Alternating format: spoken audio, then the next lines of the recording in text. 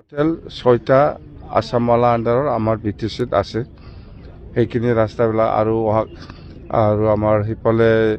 গোসাইগাঁৱত এটা আছে আৰু সেই কিবা আৰু এটা আছে পৰ্বতজৰা এটা আছে সেইখিনি ৰাস্তা আমি অতি সোনকালে আৰু উদ্বোধন কৰিব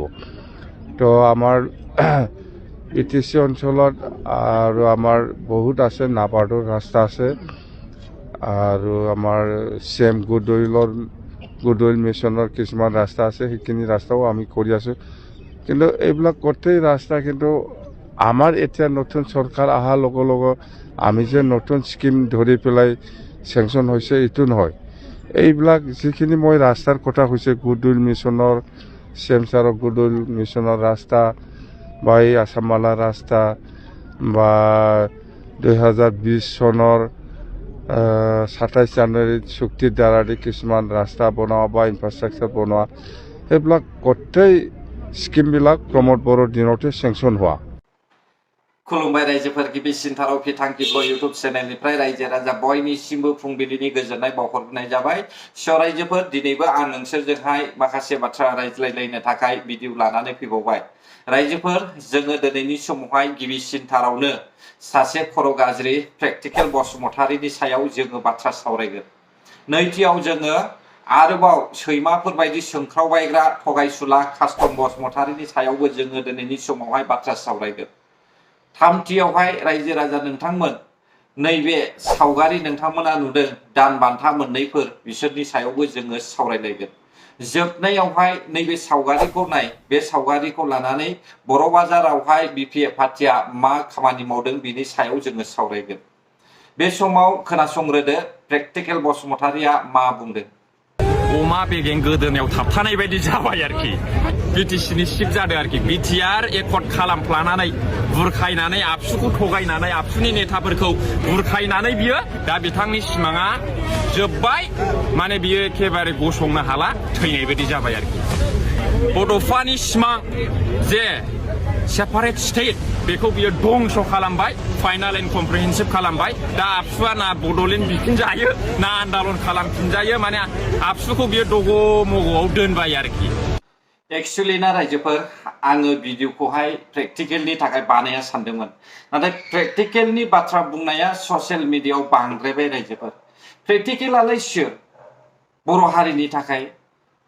प्रेक्टिकेला सोरबा सासे एनडिएफबि फाउन्डार रन्जन दैमारि सारनि आगदा आखाइमोन नामा प्रेक्टिकेला सासे आबसुनि मावथि नामा बिनि फिननायखौ होग्रो रायजोफोर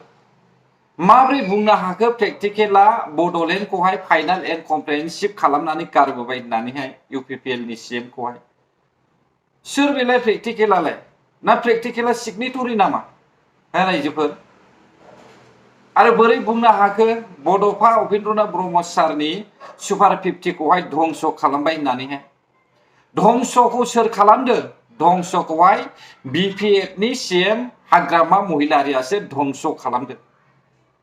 बड'फा उपेन्द्रनाथ ब्रह्म सारनि नामावहाय सुपार 50 खालामनायखौहाय बड'फाखौ दाननानैहाय फ्रि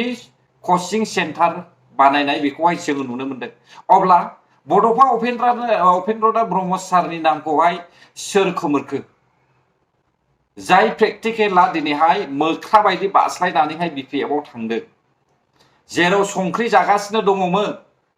बे मोसौ दामब्राया बिपिएफ पार्टियावहाय संख्रि सोलाहैनो थांदों बे प्रेक्टिकेलनि खर'आवहाय जेबो गैया रायजोफोर प्रेक्टिकेल बायदि सासे मानसिया खर' गाज्रि होननानै जों बयबो मिथियो मोख्रा खाया नांनाय बायदि बाखुग दावलायनाय बायदिसिना बाथ्रा बुंनाय माथ्रि नांनाय बायदि होख्रावबायनाय बेबायदि मानसिनि खर'आवहाय मा गियान थानो रायजोफोर प्रेक्टिकेलखौहाय रायजो राजाया अनसायोमोन लोगो दिगो लोगोफोरजोंहाय कमेडि खालामनायखाय आरो प्रेक्टिकेल बसुमतारीया एसे फरायदों होननानैहाय मोनथिनायखाय मानसिफ्रा सापर्ट खालामोमोन नाथाय दिनै बे प्रेक्टिकेला बर' हारिखौहाय सेवहांगार खालामनो नागिरनाय जोङो नुनो मोनदों रायजोफोर मिथिबाय दा रायजोफोर दा बिसोरबायदि मानसिनि बुंनाय रावखौ नोंथांमोना मानो फोथायखो दा दिनै जोङो बुंनो थाङोब्ला अमर सिंह ब्रह्ममोन बायदिनि बुंनाय रावखौनो सोलाव लानानै प्रेक्टिकेल मोन बायदिया इउज खालामदों नामा कास्टम बसुमतारीमोन बायदिनि बुंनाय रावखौनो बिक्रम दैमारीमोन बायदिनि बुंनाय रावखौनो प्रेक्टिकेल बायदिया इउज खालामदों नामा फल' खालामदों नामा दिनैनि समावहाय नाथाय प्रेक्टिकेलिया सोर प्रेक्टिकेल बसुमतारीया सासे सिगनेटरि नामा दिनैनि समावहाय बेबायदि एनडिएफबिनि एकर्ड खालामनायखौहाय बड'लेण्ड फाननानै फैबाय होननानै बुंनाय आरो आलफ्रेडनि भिडिअ गोजामखौहाय सोरबा सोरबा हगारदों बड'लेण्डखौ सोर फानदों बड'लेण्डखौ बिपिएफनि सीएमआसो फानदों जाय बिटिआर एकर्डखौहाय सान्तिनि थाखाय एनडिएफबिफ्रा एकर्ड खालामदों बेखौ बड'लेण्ड फानाखै एनडिएफबिफोरखौसो फाइनाल एन्ड कम्प्रेहेनसिभ जाबाय होननानैहाय पिस एकर्ड खालामनाय जादों बेखौहाय जोङो नुदों नाथाय बबे चेप्टाराव लिरनाय दङ बड'लेण्डखौहाय फानबाय होननानैहाय बबे चेप्टाराव बबे नाम्बारावहाय फाइनाल एन्ड कम्प्रेहेनसिभ बड'लेण्ड होननानैहाय लिरनाय दङ जायफ्रा बड'लेण्ड फानबाय होननानै बुंदों नोंथांमोना फिननाय होनो हागोन ना बे समावहाय फिननाय हो रायजो राजाफोरनोहाय बड'लेण्डआ भारत सरकारा बड'लेण्ड होआ होननानै बुंनायनिनो डाइरेक्ट फाइनान्सियेल सापर्टखौहाय लाबो गनायनो बाध्य जादों बर' हारिया दाउ अमाफोर बायदि बुथारनो नागिरनायखौ नुनानैहाय एनडिएफबिनि फाउन्डार रन्जन दैमारी सारमोना आबसुनि दैदेनगिरि प्रमद बर' सारजोंहाय लोगो जानानैहाय इउबिपिअजोंहाय लोगो जानानैहाय सान्तिखौहाय गायसनदों नाथाय बेखौहाय नोंसोर बायदि मानसिया हजम खालामनो हायाखै लुबैसुला थगायसुला मानसिफोर थानायनि थाखायनो बर' हारिया गोजोननाय मोनाखै रायजोफोर दिनै आरोबाव आङो बुंबावगोन कास्टम बसुमतारीमोन बायदिया बर'नि गेजेराव बयनिफ्रायबो बांसिन थगायसुला थिफुदला मानसिफोर मिथिबाय दा कास्टम बसुमतारीमोन बायदिया बिटिआरनिबो नङा बिसोर बायदि मानसिया गलाघाटनि दिनै बिसोर बायदि मानसिनि खोथाखौ खोनासंनानै बर' हारिया गोजावगासिनो दङ दा कास्टम बसुमतारीमोन बायदिया थांनाय काउन्सिल इलेक्शननि सिगां खोथा बुंदोंमोन बिपिएफ पार्टिया देरहानायनि दान मोनसे उनावनो साख्रि होगोन सेल्फ हेल्प ग्रुपनो फैसा होगोन बेंगुरा बेंगुरिफोरनोहाय अनसुंथाइ होगोन बहाथो दान मोनसे उनावहाय होखो हा फाथाया बहाथो दान मोनसे उनाव होखो बिपिएफ पार्टिखौहाय बाखनाय बिपिएफ मा खोथा बुंनाय बथे खामानि मावदों होननायनि फिननायखौ दिनैहाय जोङो नुगासिनो दङ रायजोफोर दान मोनब्रै कमप्लिट जाबाय दान मोनब्रै कमप्लिट बिपिएफ पार्टिया माब्रै बुंनो हाखो दिनैनि समावहाय रिन्जय बर' कास्टम बसुमतारी बिक्रम दैमारीमोन बादिया माब्रै खोथा बुंनो हाखो दिनैनि समावहाय बिपिएफ पार्टिया खोथा होनाय मथे खोथा लाखिदों होननानैहाय आं लाजिनाय मोनदों नोंसोरखौहाय इसिबां थगायनो नाङा रायजो राजाफोरखौ पलिटिक्स गेलेमालाय इसिग्राब थगायथारनांगौना रायजोफोर आरो सानसुमा रामसियारनि बेबो बिपिएफ पार्टिनि खोथा होनाय मथे बिपिएफ मा खामानि मावबाय होनना बुंदों लाजिनाय मोनाखै नामा नोंसोरो दिनैनि समावहाय बिपिएफ पार्टिया रायजो सासन खालामनाय रायजो खुंनाया 4 मान्थ कमप्लिट जाबाय 22 तारिख सेप्तेम्बरावहाय काउन्सिल इलेक्शन जादों अक्ट'बर दानावनो 9 तारिखसिमावहाय सरकार दादों अब्ला बिनिफ्राय सानलाय दिनैसिमावहाय खय मास जाखो बिपिएफ पार्टिया खावसे बोसोरा थांबाय बिपिएफ पार्टिनि थाखाय नाथाय मोनसेबो खामानि दासिमबो जाफुङाखै नै मैया दाखालि थाइसे थाइनै बेंगुराफोरनोहाय फैसा होदों सोर साबेसेनो होदों सोर साबेसेनो अनसुंथाइ होदों साबेसेनो हाफाथा होदों बिनि हिसाबखौहाय नोंथांमोना हो मानो हिसाब गैया दानिया फै रायजोफोर 6 मास सेक्रेटारियेटआवहाय खामानि मावनाय इमप्लयफोरनि थाखाय हाग्रामा महिलारिया दान बान्था हमथानानै दोनदों बे 6 मास दान बान्थाया एक्सट्रा बे 420 जन सानि थाखाय दंखायोखा नाथाय मा खारनै बे इमप्लयफोरनोहाय फैसाखौ होआखै बेखौहाय हाग्रामा महिलारि बिपिएफ पार्टियासो मिथिगौ रायजोफोर ना रायजोफोर अब्ला बेसेबां थगायसुला बिपिएफ पार्टिया दिनै जों बुंनो थाङोब्ला श्रीरामपुर बायदि गेटआवहाय बेयावहाय सिन्डिकेटआ जागासिनो दङ बे आं बुंनाय बाथ्रा नङा जोङो ससियेल मिडियायावहाय निउस दामनायखौहाय नुगासिनो दङ सारा आसामावनो ससियेल मिडियायाव नुगासिनो दङ सिन्डिकेट श्रीरामपुर गेटआवहाय सोरनि थाखाय हाग्रामा महिलारि BPF पार्टीनि थाखाय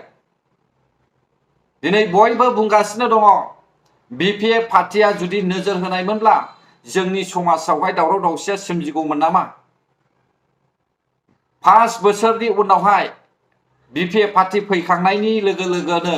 जोङो नुनो मोनदों रायजोफोर बायदिसिना रोखोमनि दावराव इन्टारनेट बेन खालामजानाय बेफोरबायदिखौ जों नुदों अब्ला बे सरकारखौ बर' हारिया बर' रायजो राजाफ्रा बिदिखौनो हास्थायो नामा इन्टारनेट बन्द खालामजानायखौनो हास्थायो नामा दावराव दावसि बुख्रुब सुख्रुब खालामनायखौनो हास्थायो नामा जोंनि बर' रायजो राजाफ्रा रायजो राजा नोंथांमोन एसे लाजिनोबो सोलोंलायदो आरो सिन्थाबो खालामलायदो बर' हारिया जोबनायाव खोनासंदो BPF पार्टीनि सासे बाबुराम ब्रह्म ना मा नाम होननानै बुंदों बिथाङा UPPL पार्टीनि सेंसन जाखानाय जे खामानि बेखौहाय बुखुनानै बुफाय बुसि खालामनानैहाय गोदान पस्ट गायसनदों होननानै बुंदों नोंथांमोना खोनासंब्लानो जाबाय बर' बाजारावहाय जादों बे जाथाया फर्मार EM डक्टर नील सरगियारि बिथाङा मोनसे समायना 10 लाखनि मोनसे गेट बेयाव दान होदोंमोन बा सरकारि माबा होदोंमोन नै बेखौ बिथाङा थांनाय समाव थांनाय 2025 मायथाइयावनो बिथाङा बेखौ गायसनखाबायमोन जिहेतु जाखाबाय थानाय खामानि दाबो अनगयिं सोलिगासिनो बे खामानिया दा बे खामानिखौनो दाखालि बावै 23 फेब्रुवारियाव बिथां सरन बर' MLA बिथाङा फैनानै फिन आरो बे जाखाबाय थानाय खामानियावनो फाउन्डेसन स्टोन होननानै मोनसे खुन्था गायसननायनि मोनसे खाम्फा गायसनफैदो दा बे बुस्थुखौ जों हमना मोनाखै जे बिथाङा बे सोलिखाबाय थानाय बुस्थु बोरै आरो गोदानै अन्थाइ खाम्फा गायसननाय मोनसे मुं होफैखो दा बियो जोंनि बर' बाजार ओनसोलनि रायजो राजाफोरखौसो खाना सानखोना ना मिथियै जाम्बा जाम्बि सानखो जों दा बिनि फारसे मोनसे सोंलु फैदों आरो बे सोलिखाबाय थानाय खामानियाव बिथाङा आरो बिथांनि जा मोनसे BPF हान्जानि मेम्बारफोरा बिथांखौ बोरैहाय जेनेबा बे सोलिबाय थानाय खामानियाव बेबायदि गोदानै गायसननाय खाम्फा गायसननो खाबु होखो दा जों बेखौ मोनसे सोंनाय फैदों आरो बे मोनसे खामानिखौ जों बुंनो थाङोबा मा होनना बुङो बे अमा हालि उरलुनायाव सैमाया गाग्रुनाय होननानै जों मोनसे बुंनो हायो आरो दा बे खामानियासो सोलिगासिनो दा BPFआ थांनाय 10 बोसोरावथ' जोंनि बे बर' बाजार ओनसोलाव जेबो खामानि होनो हाखायाखै दा जोंनि UPPL गभर्नमेन्टआ थानाय समाव जि मोजां मोजां खामानि गायसनना गालांबाय दा खामानिया सोलिबाय थानाय दा बे खामानियाव बिथांमोना मा होननानै दा जोंनि बबेबा जायगायाव अन्थाइ खामा बुख्रुबनाय बबेबा जायगायाव गोदानै सोलिबाय थानायावनो खाम्फा गायसननाय बे बुस्थुजों मा पलिटिक्स खालामनो सानदों बा रायजो राजाखौ माबायदियै जाम्बा जाम्बि खालामनो सानदों दा बिनि सायावसो जोङो सोंलु उथिखांदों आरोना बिनि सायाव दा जोङो रायजोफोरखौ बुंनो लुगैयो दा खोन्थानो लुगैयो बे खामानिया अलरेडि जाखाबाय थानाय जिहेतु बेयाव जोंनि EM बिथाङा जोंनि बे गोथार दिउरिखौ लानानैनो बे गुन्दाखौ गायसनदों बे जोंनियाव प्रुफबो दङ आरो बे जोंनियाव गोदोनि फट' हरिबो जोंनियाव दंखायो बे हिसाबै जों बे बुस्थुखौ रायजोफोरनो क्लियारै खिन्थानो सानदों बेयाव बिथांमोननि जेबो आखाइ गैया बिथांनि जेबो अनुदान होननाय बुस्थु बेयाव गैया होननानै बुंजायो बोरैबा बोरैबि दा जेनेबा जोङो बेयो जोंनिनो UPPL गभर्नमेन्ट समाव थानाय खामानि जिहेतु सोलिखाबाय थानाय खामानि दा बेखौ गासैबो मिथिनाया मोजां आरोना बिसोरनि गुन्दा बाहिनीनि आखल आखुखौ जिहेतु मिथिखायो मोनायाव जौ जुवाजों जेनेबा जौ सेरेब लोंनानै सेंग्राफोरखौ लाबथिं दा बेफोर खामानिखौ मावहोयो गावसोर अपेनाव थाया जानो हागौ खिन्थु गावसोरनि इसारायावनो गावसोरनि बुंनायावनो गावसोरनि थिननायावनो बेफोर गासैबो खामानिया जादों जिहेतु गोबां अन्थाइ खाम्फा गोबां सेंसन जाखानाय खामानिनि अन्थाइ खाम्फा जे मानगोनां फर्मारशिप प्रमद बर' सारा बेखेवना गालांनाय गोबां खाम्फाखौनो बिसोर बुख्रुबनो साहस खालामदों बुख्रुबनाबो गालांदों जोङो बे राहा हिसाबै जोङो प्रखाखनिक जेनेबा आयेनगत भाबै जोङो जोंनि ओनसोलनिनो थानायाव एजार होदों बा FIR होदों दा बिनि सायाव आयेनगत भाबै मा राहा लायो बिथांमोना आयेनासो मिथिसिगोन जोङो लुगैयो जे जोंनो बेफोरनि बागै आयेना जोंखौ न्याय होयो बा रायजोफोरनो न्याय होयो जोङो आनसलिक हिसाबै जेनेबा लकेलनि BCDC चेयारमेन बिथांनि दा एक्जिस्टिं चेयारमेन बिथांनि सायाव होनाय जादों बा बिथांमोननि मेम्बारफोरनि सायाव एजारखौ होनाय जादों बाबुराम ब्रह्म बिथांनि एगेन्स्टआव होनाय जादों जिहेतु बिथाङानो दा बे ओनसोल BCDC खौ सामलायदों हिसाबै बिथांमोननि सायावनो बेफोरखिनि खामानिया जादों होननानै जों सानो आरो बिनि थाखायनो जों बिथांमोननि सायाव बिथांमोननि एगेन्स्टै FIR होनाय जादों।